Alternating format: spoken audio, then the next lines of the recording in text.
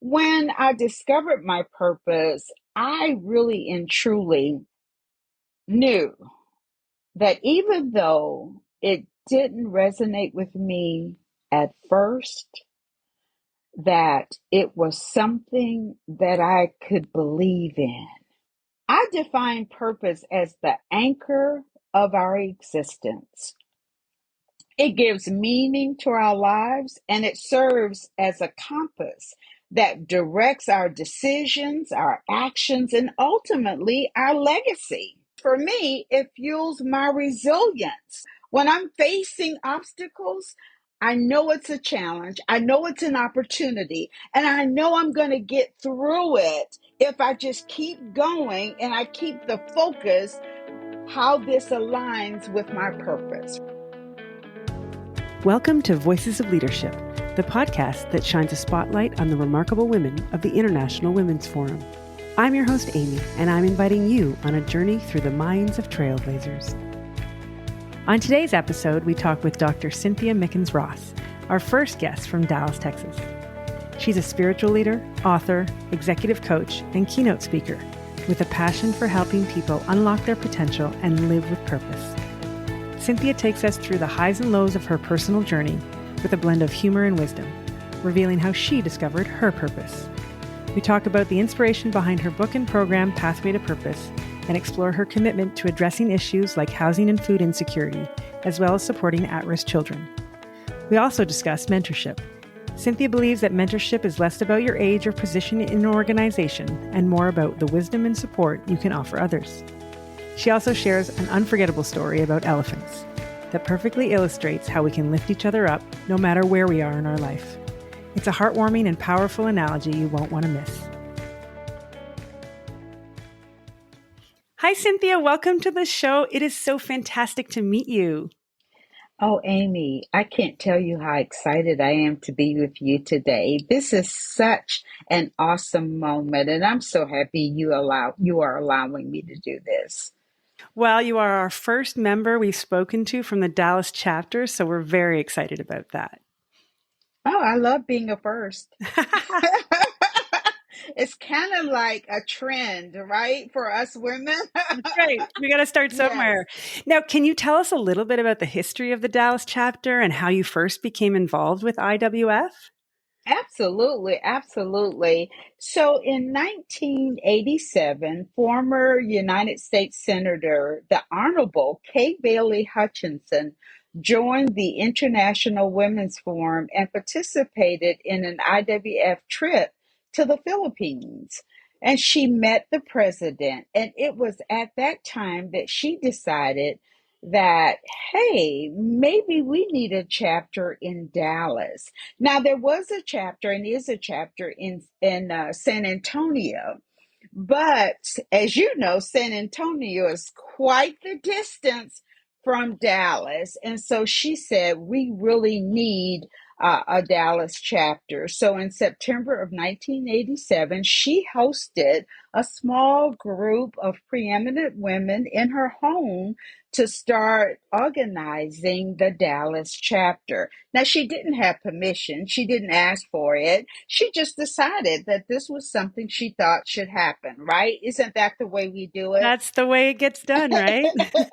And so she led the Dallas group for the next 3 years. And then on March 3rd of 1990, the global board admitted the Dallas Women's Forum to the group. And so today we are so excited as always to these women who were they were so forward thinking, so courageous, to just step out there and do these things. So every day of my life I try to pay homage to the women who paid the price and paved the way for us to be here today. So hats off to these great women who started this organization, and it was former state representative Helen Giddings who called me one day. Now, I was just in my office, minding my business, trying to get my work done. And my friend Helen Giddings called me and she says, "Hey, Cynthia, I've been thinking about a great organization for you." And she said, "I'm going to nominate you." I had never heard of the International Women's Forum. And I took the opportunity, like most of us, and I started Googling, right? And I was like, oh my gosh, I could not even see myself in an organization of this magnitude. I mean, the women that were listed, I was like, I only dream of meeting these level of professional women. And so the rest is history. Before I knew it, I was a member of the Dallas chapter. And shortly after that, I've only been a member of the Dallas chapter a little bit under 4 years and Oh, became president. That's what you get for working hard, you see? that's right. I mean, working hard and getting no pay. But I love the organization. I'm so honored to be a part of this amazing group of women who are doing extraordinary things. And so IWF is the group that I think is the best place for women who want to be highly successful. Wow, it sounds like funny enough, the similar journey of our chapter in Waterloo. A couple of very, strong-willed, powerful women got together and said, "We're doing this," and it's interesting how it's similar across the world. Are you still the president? I am. I am the president until June of 2025. Then you get the best job, past president. Past president, but while I'm president, we're going to be celebrating our 35th anniversary in March of 2025. So I'm excited to be a part of that once in a lifetime celebration. Congratulations. Now, in our chapter, everyone's favorite event is the Dine Around. Is that the same in Dallas? I would say so. I would Yeah. say that dine arounds are the most popular thing because it actually brings out a lot of our founders who are still around. And we do a Founders Day luncheon. So I would say it kind of run neck and neck in a way, but dine arounds are very popular. Yeah, I love it. You get to meet someone and have a great conversation with them that you maybe haven't met yet or don't know quite as well. Exactly. So I'd like to know a little bit about you. You come from the corporate world and you're now a spiritual leader, a teacher, an author, speaker, and so many other things. How did you get to where you are today? Well, let me tell you, it's been a unbelievable journey. I've had my highs and I've had my lows, but it's been an amazing journey and I wouldn't change a thing. I come from the perspective that nothing is for naught. Everything you've had in the past, you can take in the future and it will make you better. So even my lowest moments, even my most difficult seasons, they made me the woman that I am today. I didn't know it back then. Of course, I was like, why me? Why am I having to go through this? I struggle with the why, right? But now I have the answer because if I had not gone through those things, I would not be prepared to be the woman that I need to be in this season of my life. So nothing is for naught. I've done a lot of things. I don't know if you know about Pan Am, but I was with Pan American World Airways, so I'm dating myself. I realize that. I think I got. Oh no, was that American Airlines? You got the little wings when you came on the plane. Yeah, If I you were a think all young, of if it. you were a young Yes. person. When I Yes. was young and I would go to Florida to visit my grandparents, they'd give us the little wings. Yeah. Absolutely. So I had 13 years of that, and then I went into the death care industry where I managed funeral homes, cemeteries, and crematories, but I also managed our sales force. And so I was the first person of color And of course, the first woman of color to rise to that level. And so that was an amazing journey for me. And then I went into the healthcare industry and love that job, working with our community and our elected officials. And that was I believe it was 11-year journey. And it was during those times that I really had started my own nonprofit and my for-profit business. So let's talk a little bit about some of that. You're the founder of Pathway to Purpose. What inspired you to create it? Well, I can tell you the inspiration for creating the copywritten Pathway to Purpose course stemmed from a deep desire to help individuals discover a life of true significance and fulfillment. Through my own journey, I realized that accomplishments, titles, designer clothes, expensive jewelry, and whatever, they do not necessarily lead us to a life filled with passion and purpose. I will say it like this. I believe that it's possible for you to achieve extraordinary things, yet still not have feelings of significance. You know, you can have all the titles and accolades, but still be empty inside, void of passion and purpose, void of significance, void of a true identity. And so that's where I was. I too found myself in that space, successful by conventional standards, but feeling empty, disconnected from passion, purpose, and my true identity. Yeah, that really resonates because you're right. You can be successful and it doesn't mean you feel fulfilled on the other end. So then, did you have a pivotal moment in your life that made you think about your purpose? Absolutely. I always tell people that it was one of the most difficult times. I had a pivotal moment that forever changed my perspective on purpose. It was after three major life changes that I embarked on a journey of self discovery. At the time, I was a corporate executive at the peak of my career, excelling. I mean, girl, I was knocking it out of the ballpark, right? Everybody was mad at me or a little bit jealous, right? However, it was these three significant life events that occurred that altered the course of my life forever. The first was the passing of my father, with whom I shared an incredible close bond. He was my lifeline, especially after my mother passed away when I was nearly 5 years old. His loss left a deep void in my life. The second was my only child leaving for college. While this was a moment of immense pride, and it was, but it also brought devastating separation anxiety. The realization that I could no longer be part of her daily life or guide her decision was almost unbearable. And then lastly, I went through a divorce.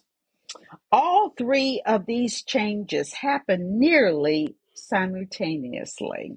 Oh, wow, that is a lot. Yeah, and it sent me into a downward spiral.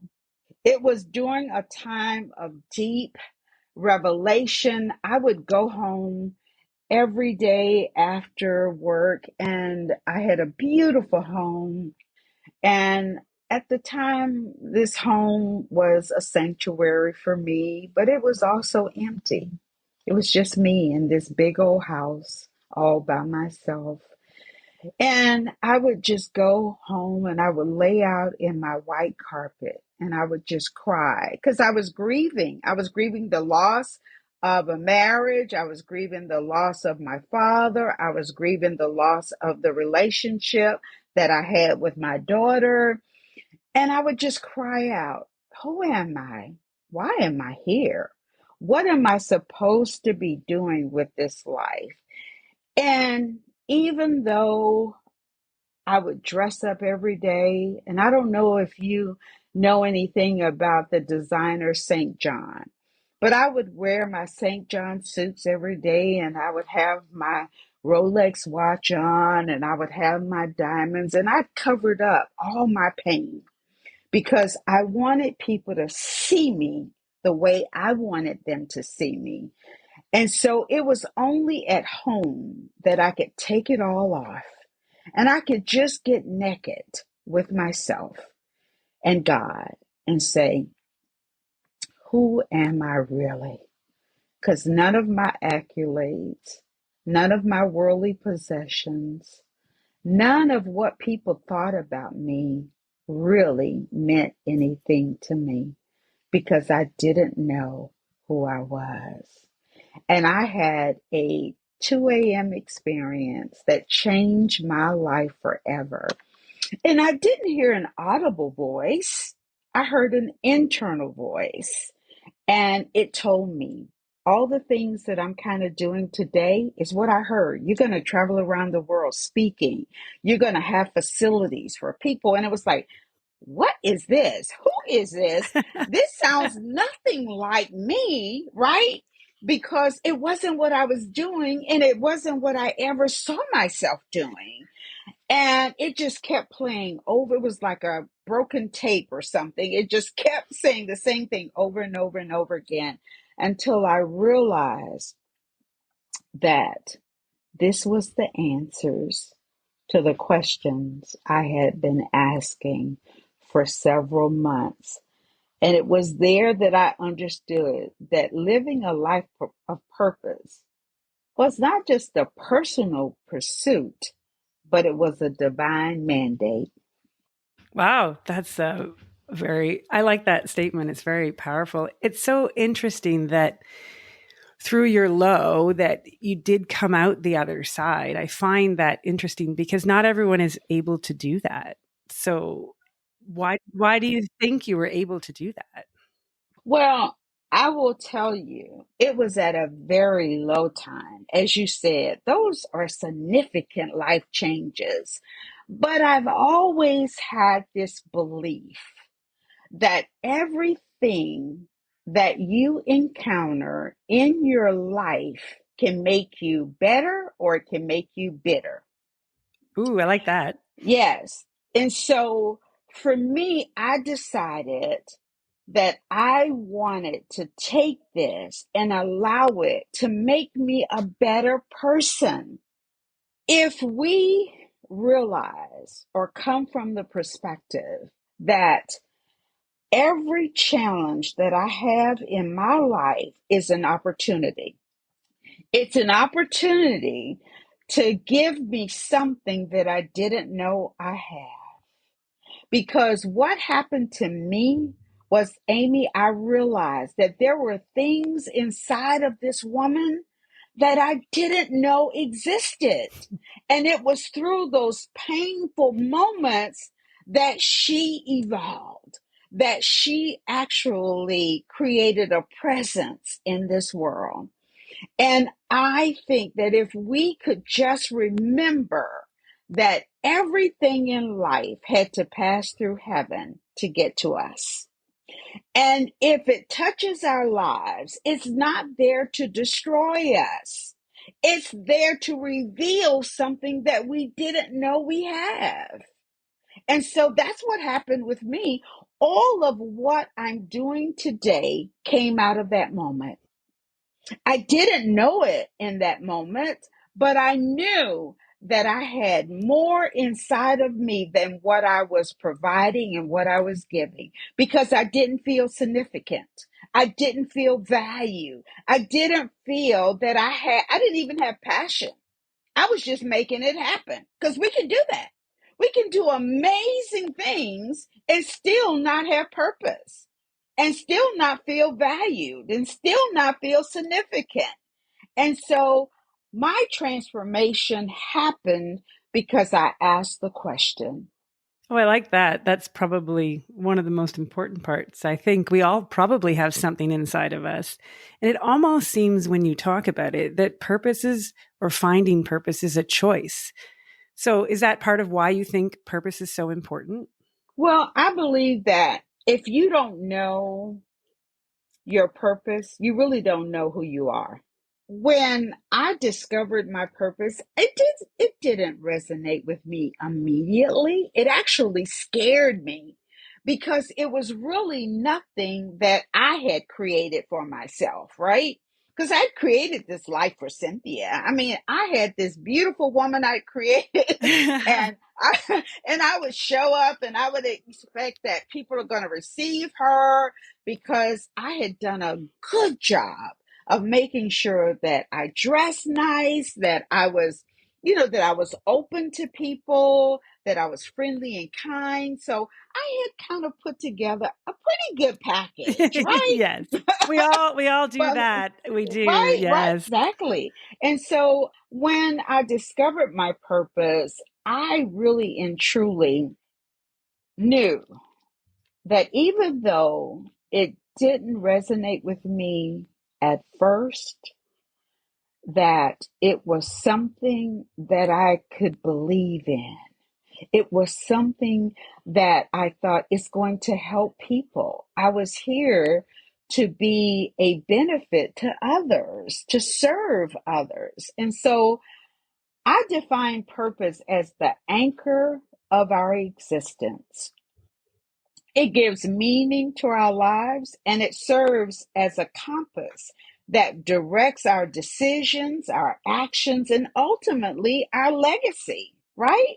Without purpose, we are like a ship just drifting in an ocean, vulnerable to all the winds and the dangers of circumstances, right?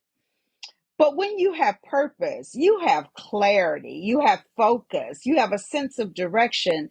And it fuels, for me, it fuels my resilience. When I'm facing obstacles, I will say that I don't feel fear a lot. I may feel a little bit of anxiety because it's something new, but it doesn't make me feel fearful. I know it's a challenge. I know it's an opportunity. And I know I'm going to get through it if I just keep going and I keep the focus how this aligns with my purpose, right? So I always tell people when you know your purpose, you know what fits and what doesn't. I can quickly say no because it doesn't align with my purpose, or I can consider it because it does, right? And so purpose is important because it connects us to something greater than ourselves and it aligns with the true person that's living inside of you. She may be dormant right now, okay? But if you seek to know who she is, she will be birthed in a way that may scare you at first, but I can tell you it'll change your life forever. It'll give you such a great place of peace and significance, and that you will know that what I'm doing matters. My life matters because it's going to impact the lives of others. Purpose is how you serve other people. Well, that is very inspired. I'm feeling very purposeful right now. Well, good. But what I really liked what you said is that when you started, you didn't have all the answers and it was just the beginning. You were just inspired by it and it wasn't a fully formed idea because sometimes I find too when we talk to people that have successful companies, they call that out too. There really is no overnight success or there's no overnight finding your purpose and your direction. So it's always good to call that out when people listen or talk about it, that they don't feel intimidated by it because it's a journey. It's not an instantaneous thing. Absolutely. And it will continue to evolve as you stay in a line with it. So when I first started out, I just heard I'm going to speak, I'm going to have facilities. I kind of had a big picture, but it wasn't all there. And so at first, the first thing I did after discovering what my purpose is was to write the course, The Pathway to Purpose, because I wanted everybody to discover what I had discovered. It had changed my life. So I thought, I'm going to share this with everybody. So it was on a It was on New Year's Day, one year. I can't remember exactly what year it was. And I sat down at my kitchen table and I wrote the course almost from scratch. I mean, just Wow. almost. It was definitely inspired. It was bigger than me. Okay. And then when I started the course, it was so amazing because most of these women were already C-suite executives. So you would think that they already know what they're supposed to be doing with their lives, right? Not the case. By the eighth week of the class, a 12-week course, by the eighth week, the light bulb was going off. I had women who quit their jobs, I have one who went back to law school, one started a jewelry business. 38% of our graduates went on to start their own business, and 18% of them are employed by their businesses full time. Totally different than anything that they were doing before the course. And that's what my book is about. It's just stories of destiny. It's the stories of the women telling what they were doing before the course, what happened during the course, and what they're doing now since the course. So it's just life transforming once you know what it is that you have been created to give to this world. You are a gift to the world. I was speaking somewhere a couple of weeks ago, and the title was, You Are the Solution to the World's Problems. Ooh, I like that. Yeah. Now, all of us are life changers. All of us are world changers. We just have to know, where is our domain. There is a space on this earth that has your name on it. It's your domain, and you should know it, own it, and appropriate what you're supposed to in your domain. I can tell you that after 22 years of knowing my purpose, every day is an amazing experience because I get to serve somebody in some way, form, or fashion. I don't often wake up knowing who it's going to be, but I know that I'm a gift and that wherever I show up, there's a contribution that I must make. And that could be, you're beautiful. I love your dress. Can I give you a hug? If it's just a compliment, or if it's just making sure that somebody knows that we see them, because everybody wants to be seen. And so every day I wake up knowing that I have a gift to give to this world. That is such a lovely sentiment. And on that, let's talk a little bit more about how you do that for your community and the broader world, because you tackle some very large and prevalent issues such as housing insecurity, food insecurity, children at risk. How did you come to focus on these issues? Well, that's the journey. So I didn't know it at first. Remember now, Mhm. when I heard my purpose, it was, you're going to have facilities, right? Right. Yes. So I started out with the course first. And it was in 2008. I met Mr. Philgo.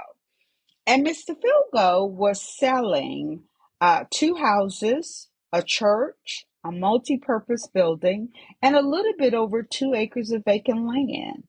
I didn't think that I had met him by accident. And as I got to know him, I knew that that property was for us. Wow. And Amy, here's the short story. Mr. Philgo sold Cynthia Mickens Ministries the two houses, the church, the multi-purpose building, and the land for $1 down, and did owner financing. And at the closing, Mr. Philgo looked across the table at me and he said, Cynthia, and he was probably at the time in his late 70s. He didn't look like me, so I hope you know what I'm saying. And he looked across the table at me and he said, Cynthia, I think my purpose is to help you fulfill yours. Wow, that's incredible. An incredible story of how God can orchestrate your life when you agree with Him. Because none of us got here on our own. I don't know one human being that can create another human being. So, Yeah. so whatever you believe, everybody has a right to believe what they want to believe. But what I do know that the God that created the heaven and the earth and everything in between, including me, set me on a path, a journey that I could never accomplish myself. Everything that I'm doing, Amy, is bigger than me. It is something that I don't feel qualified to do necessarily. And I'm not qualified to do from a conventional standpoint, but I'm qualified to do it because of a creation standpoint. I was created to do what I'm doing. I know it. I have no qualms about it. I don't need to debate it. All I need to do is show up, giving the world every day what's inside of me that's already been designated for them. Well, and really, at the end of the day, knowing who you are is half the battle. And then Oh, yeah, you're so well equipped to go forward and fulfill your purpose, I guess. absolutely. Because, before, when I didn't know my purpose, I spent a lot of time creating what I thought every day that the world wanted from me. Mm. It took a lot of time. My hair had to be the right. I had to have the perfect hair, perfect clothes, perfect car, perfect job. Everything had to be perfect according to my standards. Well, guess what? All I do now is wake up every morning knowing that I'm here by design and I have a unique contribution to make to the world that I exist in. It's so much freedom. And I'm not going to tell you that everybody's okay with Cynthia when she shows up. I'm not going to tell you that because if you don't know who you are, I can make you feel very uneasy because I know who I am, right? So it can rub you the wrong way. It can start to stir up those insecurities that you have, right? So not everybody is going to embrace your greatness, but don't allow it to stop you from being great. Ooh, that's very powerful. I like that. I'm going to use that for sure. Yeah, that's the truth because it's the It truth. is I always say that everybody can embrace your greatness, but don't allow it to stop you from being great because then you're betraying yourself. true. And you always want to show up in your authentic self because that's what purpose is. Purpose is showing up in the authentic self that you have been created to be. Well, I like that. That's a very succinct way of looking at it. Yes, yes. So, I want to ask you this. So, in my research, I discovered that you have been quoted as saying, your mission is where your misery used to be. Can you tell us a little bit about what you mean by that? So I love it. I wish that I could say I coined it myself, but Ah, okay. but it's not mine. I believe I heard it from Bishop T.D. Jakes. I believe that's where I heard it from. But my story is that just as I mentioned earlier, all of the misery that I experienced actually is a part of my purpose. There was a time in my life that when Pan Am closed their doors, I didn't get another paycheck. And I was going through a difficult time. And I can tell you that at that time, I was faced with the possibility of being homeless. Now, that was a very embarrassing moment. It was a moment that I would not have wanted anyone to know about, but that moment prepared me to have a heart to serve the people who are homeless that are living now in our facilities. Nothing is for naught. So that was a very miserable time for me. It was a very embarrassing moment for me, but it prepared my heart to have compassion for those who are in that state today. I couldn't serve them with the right heart if I had not experienced the threat of it myself, right? So everything that we go through, if we allow it, it can be used to provide good things for other people. Even though we think it was a bad moment in our life, a miserable moment in our life, it's really preparation for us, preparing us to be of service to others. So I can serve my children. I can serve the single mothers with children.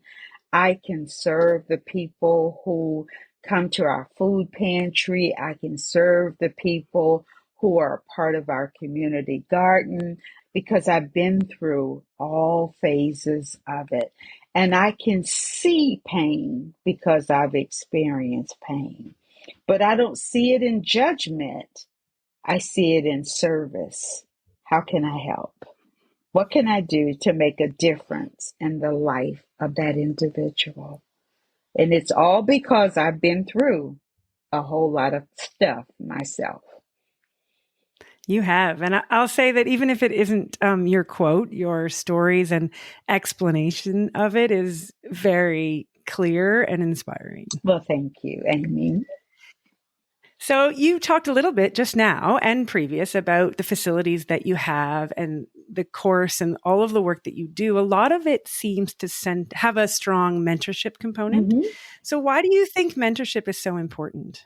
Oh my gosh. Now here's what I will tell you is that I wish that I had more mentors in my life. You know, just like I asked you before we got started, I said, Amy, can you do me a favor?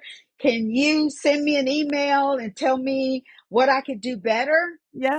That is because we all need each other. I don't have it all, right? You have gifts that I don't have. I have gifts that you don't have. But if we work together, you will be better than you can without me.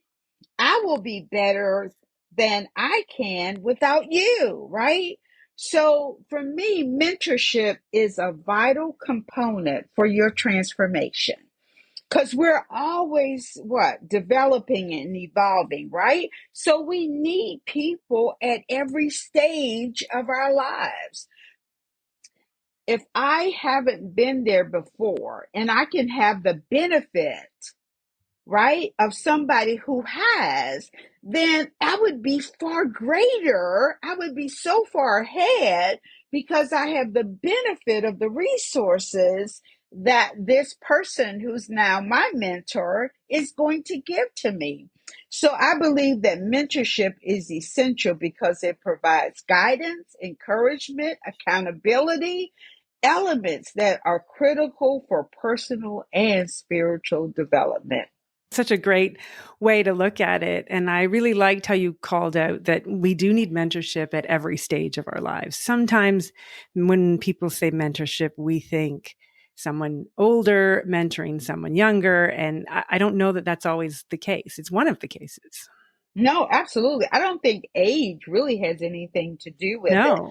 I can remember some time ago, one of my spiritual mothers, she said, Cynthia, in her voice, you know, in her serious voice, she says, I'm older than you are. Therefore, I have more wisdom than you do. And I said, well, I respectfully disagree with that because, first of all, the Bible says that wisdom comes from God. So that means a 2-year-old can have more wisdom than an 80-year-old. So I said, Mom, my spiritual mom, I said, Mom, I appreciate your opinion, but I do respectfully disagree. So I think that it is all about what you bring to the table that the other person needs. Again, it's all about serving, right? Serving one another. So mentorship can be a 20-year-old that is helping a 50-year-old learn social media. Yes, that's a very good example. Yes. Very good example, right? Yes. So I just believe that mentorship is you sharing your gifts, talents, experience, expertise with someone who doesn't have it. That's a great definition. I like that. It's really good. Yeah. And so, in a world where many people feel isolated and unsupported, mentorship can be a sense of community. You know, it is bringing the community together, giving somebody a sense of belonging, fostering relationships that empower individuals to achieve whatever it is that they're wanting to do. Next door to me is a young, I mean, she's probably, I would say I'm guessing, she's probably 30 years old. Well, she is an accomplished author. She is an accomplished artist. You think she can teach me a few things? Absolutely. It doesn't matter her age. It matters her experience, expertise that she's willing to share with me to help me be better than I am today. So I wished I had more mentors. If there's somebody listening who thinks that they can help me be better, just know that I'm always open. I'm open to learning, to growing. I will always listen. Doesn't mean that I have to accept everybody's thoughts or opinion, but I can respectfully listen to anybody. I don't care how harsh they are. I can listen because I'm in control of my own self and nobody gets to control me. Right. And listening is the first part of mentorship. So it's good. I'm Yes. glad that you mentioned that as well. Yeah. Yeah, absolutely. So you've touched on all the different places that you've been a leader, in the corporate world, as a spiritual leader, pathway to purpose, the facilities you have. I'd love to know, what do you think the biggest challenge facing female leaders is today? Oh, let me tell you, I have this, if I could share it with you and your audience. But we just had our IWF Dallas board retreat. And I shared this. Somebody had asked me, well, Cynthia, what do you want your legacy to be as a former president of IWF Dallas? And I said, let me share this with you because I think it really capsulizes what I would love my legacy to be. And it's titled A Love and Loyalty Story. In the wild, female elephants are known as fierce protectors. When one of their sisters is suffering, they circle up around her.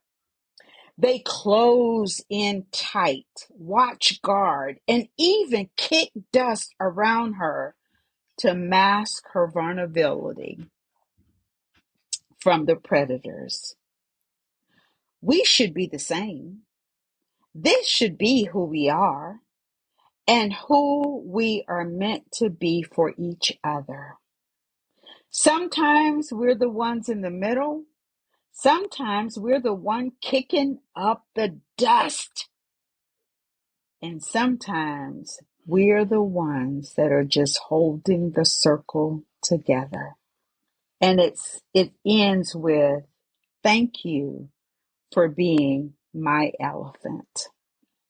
And so I will take that story and I will say, I think the greatest challenge for women is learning how to be an elephant for every other woman in your circle of influence.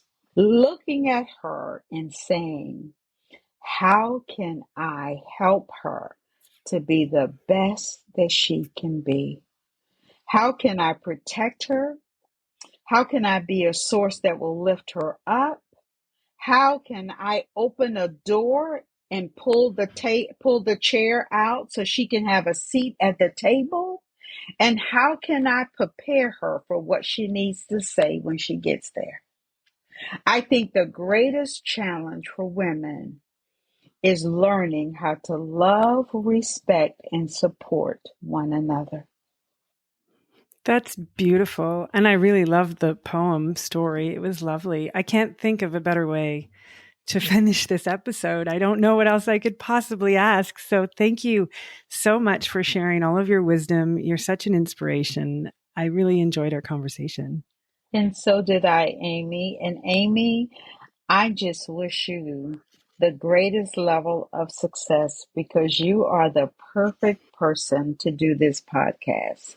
You have such a welcoming spirit. Your voice is so soothing, and I love your great smile that maybe your audience doesn't see, but they are missing a gift because it is truly a gift to see your beautiful smile, and I love your laugh. So, my sister, enjoy the life that is ahead of you and every moment that you have in each day because you are here by design and no one can be Amy. Only Amy can be Amy. Thank you. Thank you for listening today. If you enjoyed this episode, please take a moment to rate and subscribe to our podcast. When you do this, it raises our podcast profile so more leaders can find us and be inspired by the stories our Voices of Leadership have to share. If you would like to connect with us, please visit the Voices of Leadership website. It can be found in our show notes.